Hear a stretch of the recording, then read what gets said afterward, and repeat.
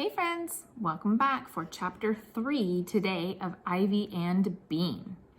So we're going to do a quick little recap of what's happened so far in our story. So that way we're all on the same page for when we read today.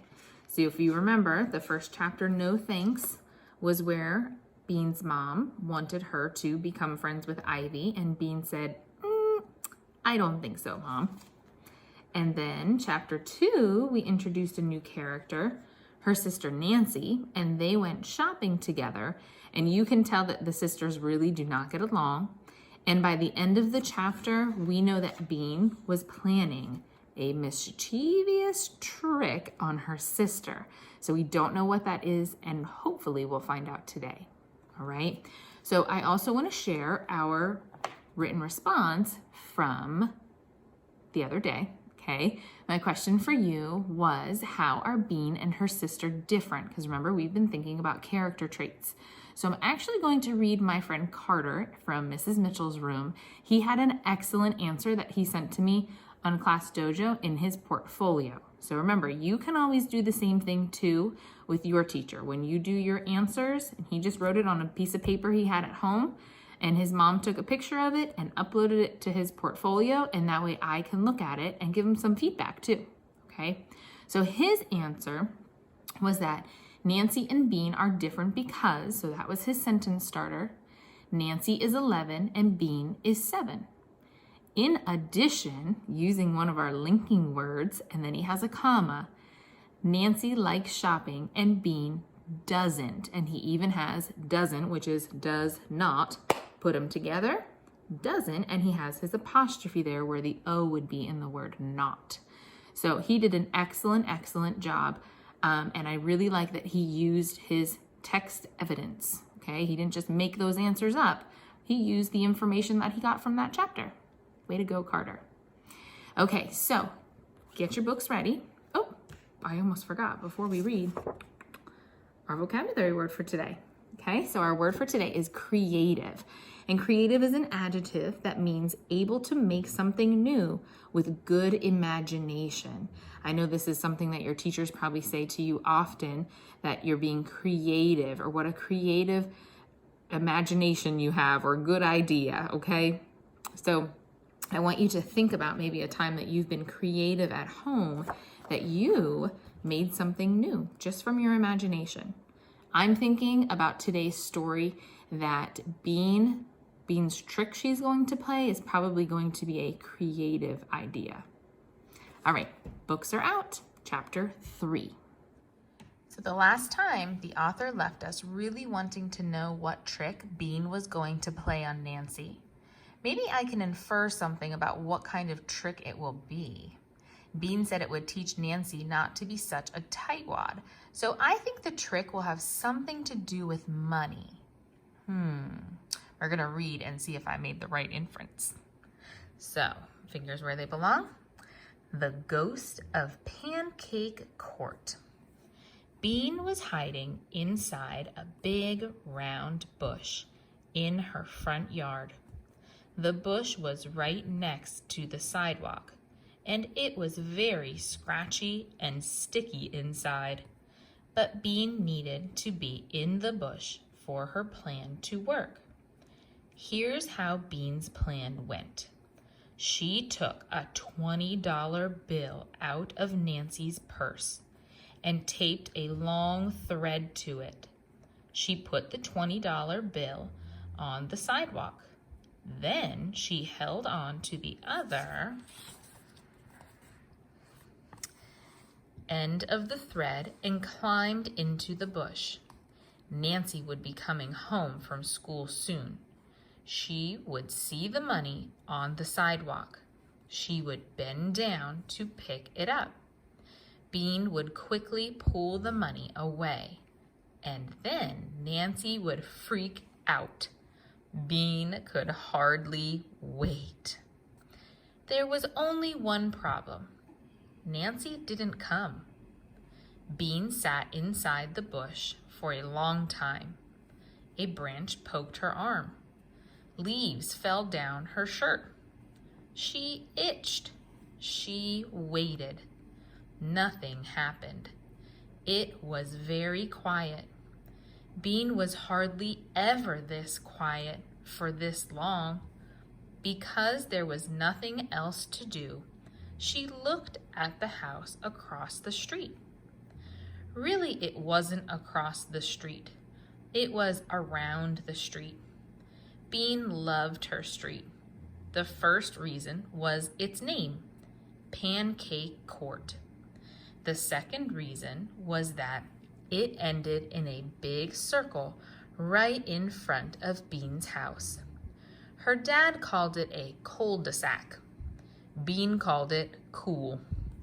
If Bean started riding her bicycle at the end of the block and pedaled really, really hard, she could whiz around the circle, tilting low over the sidewalk like a motorcycle racer.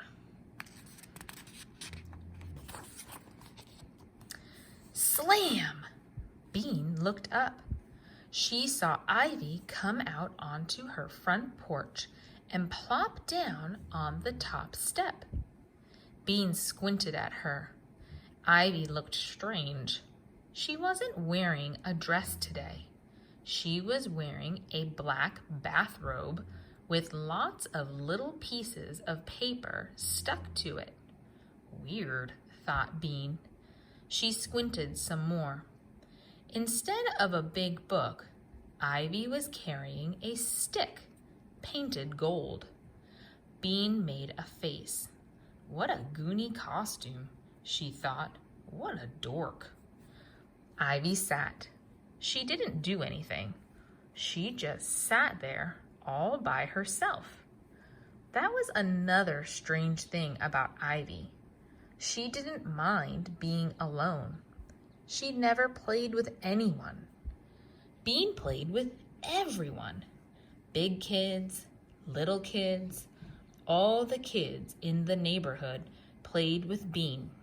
Even Crummy Matt, who was so crummy he threw other kids' toys into the road, wanted to play with Bean. She took care of the little kids. When they fell down and got blood all over their knees, Bean would take them home to get Band-Aids.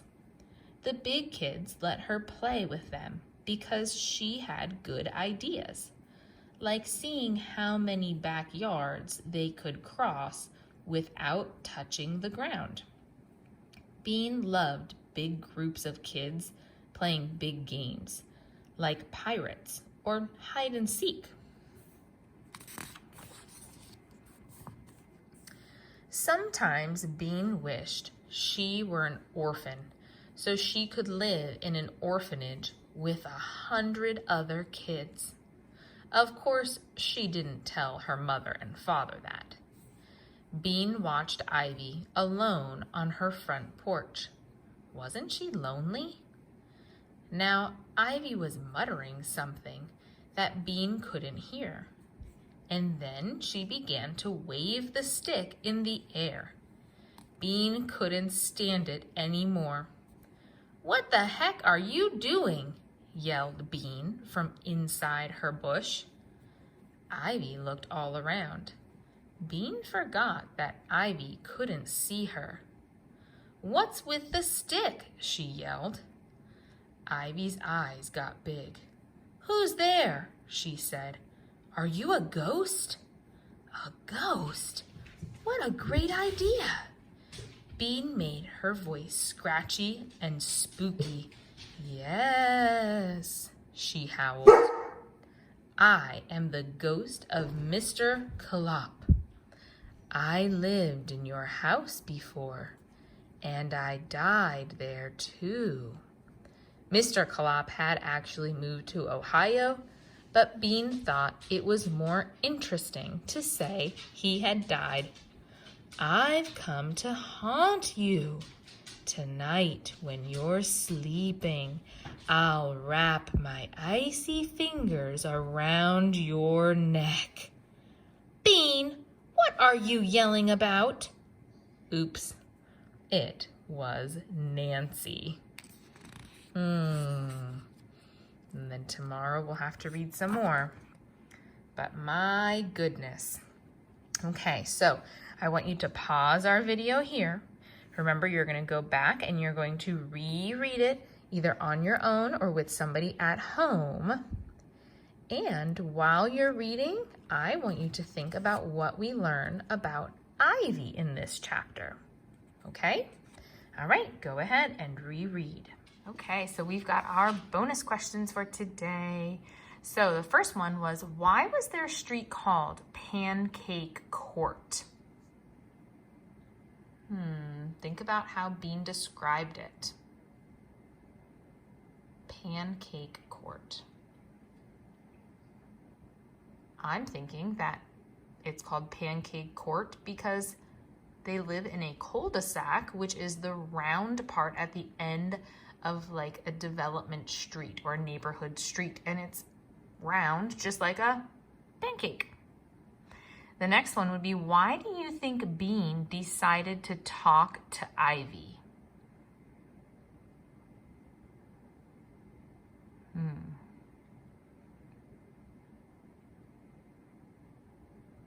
I know, I think that she decided to talk to Ivy because she was very curious about what Ivy is doing. Okay, and then the very last bonus question would be, how are Ivy and Bean different? This was something that Bean talked a lot about in this chapter.